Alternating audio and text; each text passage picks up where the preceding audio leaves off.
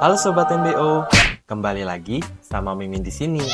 Nah, pada kesempatan kali ini, Mimin bakal sampaikan ke kalian semua sebuah pembahasan yang mungkin bagi sebagian dari kamu masih asing, tapi jangan salah kaprah. Ini bisa jadi poin penting buat perusahaan kamu. Kira-kira Mimin bakal bahas apa ya? Duduk manis, kita bahas bareng. Coba kalian bayangin, di era digital yang serba cepat dan penuh tantangan ini, bisnis kalian butuh pertahanan yang kuat.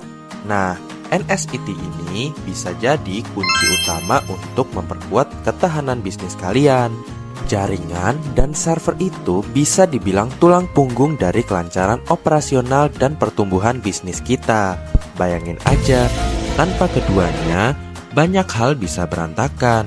Keamanan dan keandalannya penting banget buat memastikan data tetap aman, akses lancar, dan gak ada gangguan besar yang bisa bikin kita pusing tujuh keliling.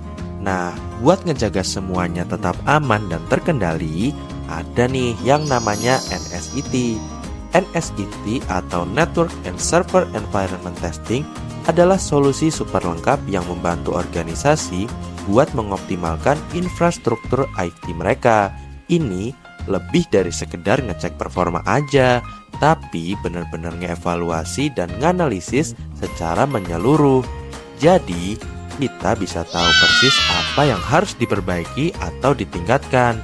Dengan NSIT, kita bisa memastikan jaringan dan server kita siap menghadapi segala tantangan di era digital ini. Salah satu keuntungan pertama dari NSIT adalah membangun pertahanan siber yang kuat.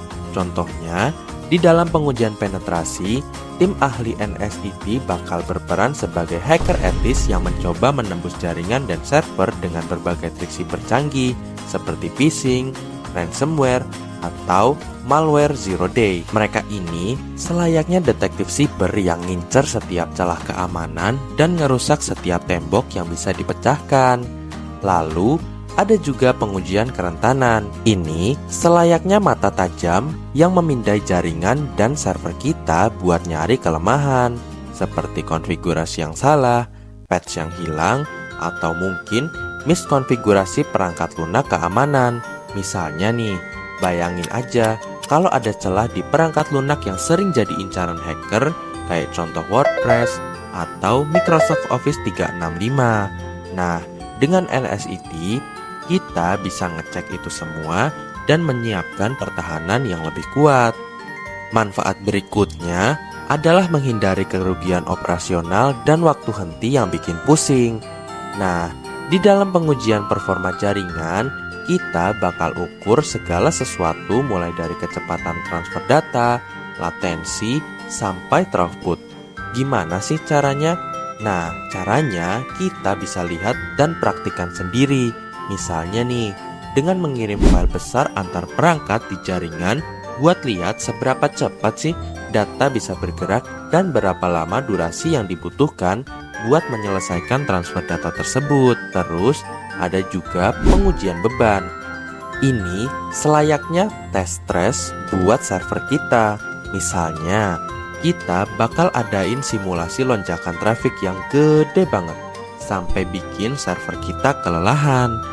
Contohnya, pakai alat simulasi traffic yang bisa ngirim ribuan permintaan ke server dalam sekejap.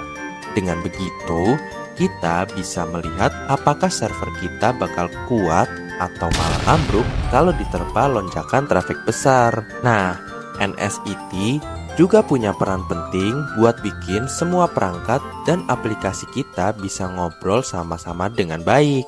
Di dalam pengujian kompatibilitas, kita bakal pastikan kalau aplikasi-aplikasi krusial seperti ERP, CRM, sampai sistem akuntansi bisa nyambung dan bekerja sama tanpa hambatan.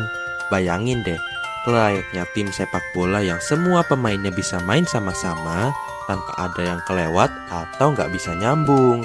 Terus, ada juga pengujian protokol jaringan.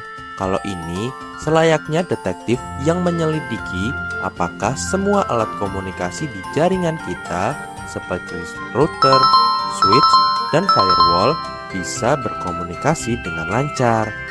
Misalnya, mereka bisa ngeliat apakah protokol jaringan seperti TCP atau IP dan IPv6 bisa ngobrol dengan baik atau malah ada masalah yang harus dipecahkan.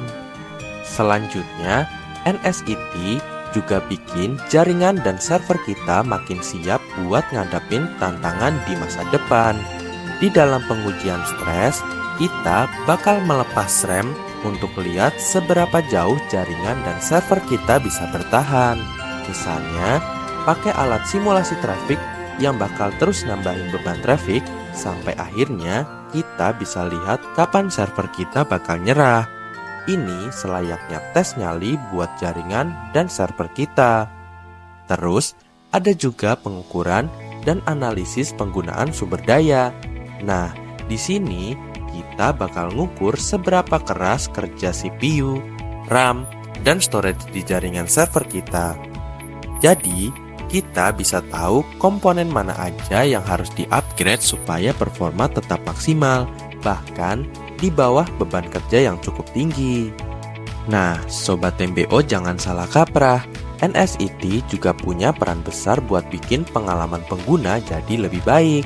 Di dalam pengujian aksesibilitas, kita bakal pastikan bahwa semua orang, termasuk mereka yang punya kebutuhan khusus, dapat merasa nyaman saat mengakses aplikasi dan layanan kita. Misalnya, pastikan deh website dan aplikasi mobile kita sesuai dengan standar aksesibilitas web. Jadi, nggak ada nih yang namanya kelewatan atau nggak bisa nyambung. Terus, ada juga pengujian usability.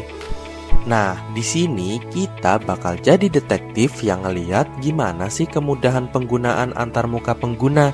Misalnya, kita pastikan bahwa alur kerja di dalam aplikasi itu lancar, supaya pengguna jadi puas dan produktif.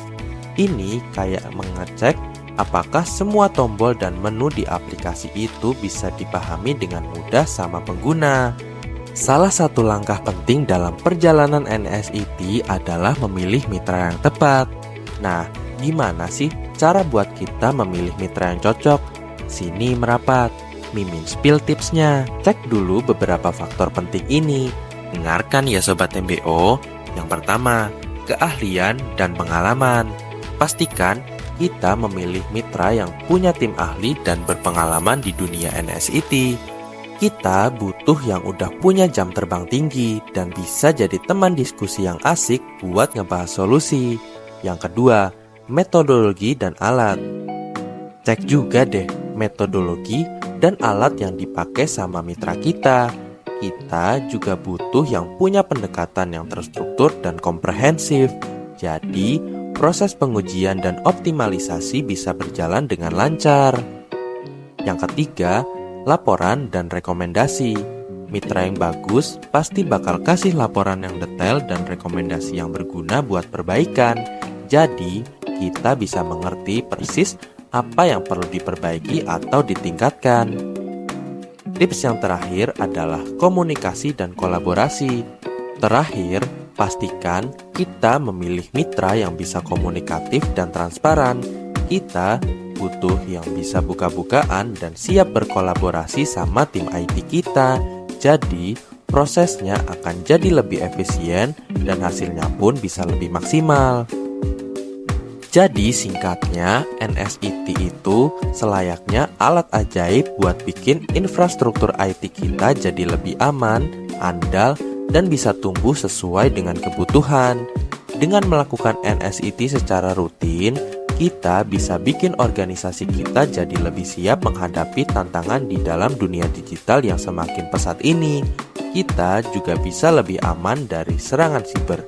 Gak akan kewalahan kalau ada masalah jaringan.